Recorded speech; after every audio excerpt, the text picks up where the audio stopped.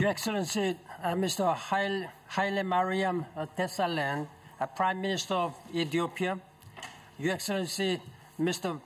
Mohamed Dione, Prime Minister of Senegal, Mr. Lee Yong, Director General of UNIDO, Excellencies, ladies and gentlemen.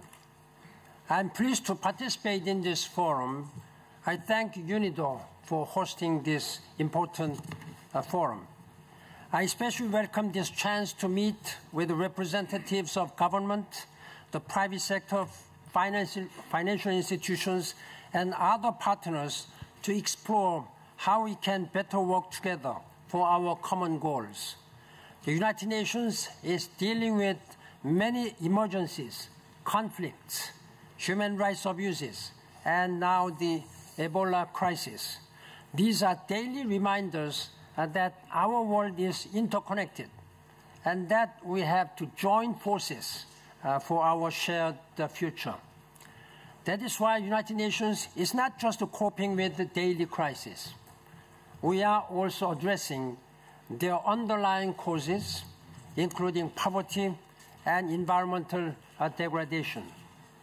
The overarching imperative for our planet's future is sustainable development. We meet on the eve of an important year. 2015 is the moment to agree on a new development framework. We have a vision of a just world where resources are optimized for the good of people.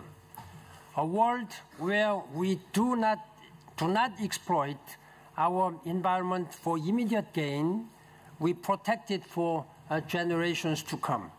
A world of health and literacy so people can reach their potential. A life of dignity for all. Inclusive and sustainable industrial development can drive success. Ladies and gentlemen, I see four main areas for our common action. First, on economic transition. This forum is already generating results on higher value products. I understand that partners working in Ethiopia and Senegal have agreed here to provide support to farmers and food processors. This will mean better nutrition for people and nations that are more resilient to food crisis. But to trigger large-scale transformation, we need to encourage economies to expand from farms to factories. The agricultural sector can generate jobs in light manufacturing industries like food processing. Those industries can be labor-intensive, leading to more jobs. More jobs and higher employment mean greater social inclusion. Greater social inclusion leads to better security and lasting peace.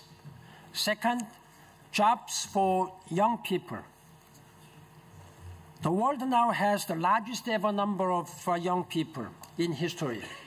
They are full of energy and ideas, but nearly 75 million young people face unemployment. Without hope for decent work, they are vulnerable to extremist ideologies, drugs, and crime.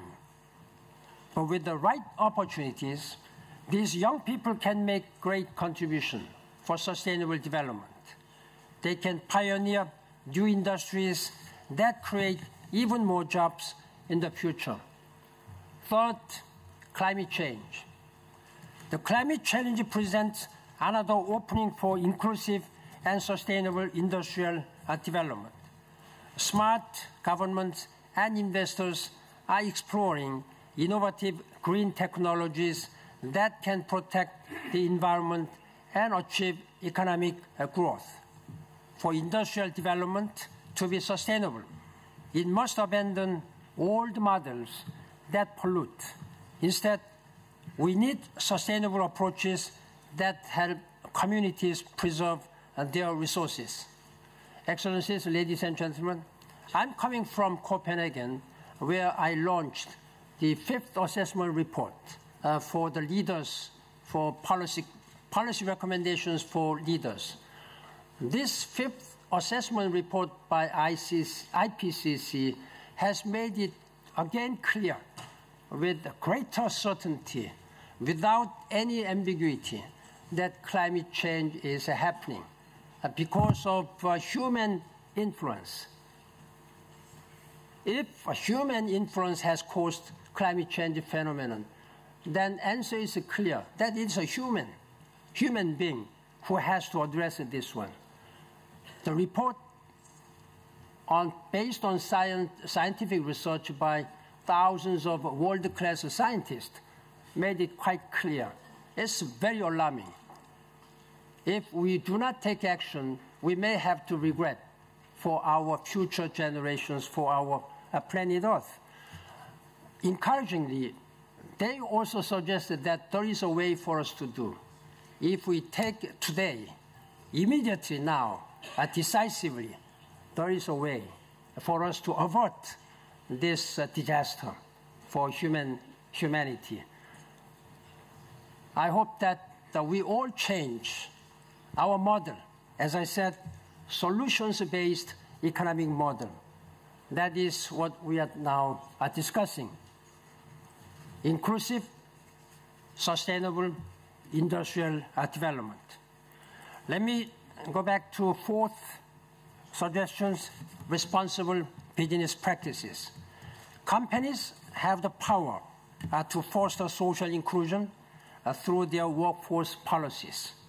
They can gain an enormous boost by joining the United Nations Global Compact initiative.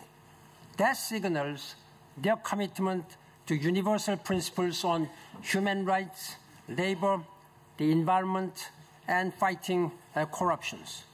The United Nations Global Compact is now comprising more than 8,000 world-class business entities. World-class corporations, they are now joining, and they have voluntarily established their own caring for climate. They are doing on their own, trying to change, to adapt to these changing climate situations. Excellencies, ladies and gentlemen, industrial activities are often associated with pollution and difficult work conditions.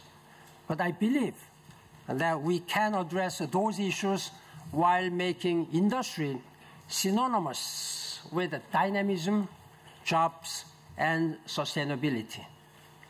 Let us advance inclusive and sustainable industrial development for its own sake and as part of our broader campaign to protect our planet and all people in the future. It is our and your moral and political responsibility to work together to make this world a better for all, where nobody is left behind. I thank you for your leadership. Thank you.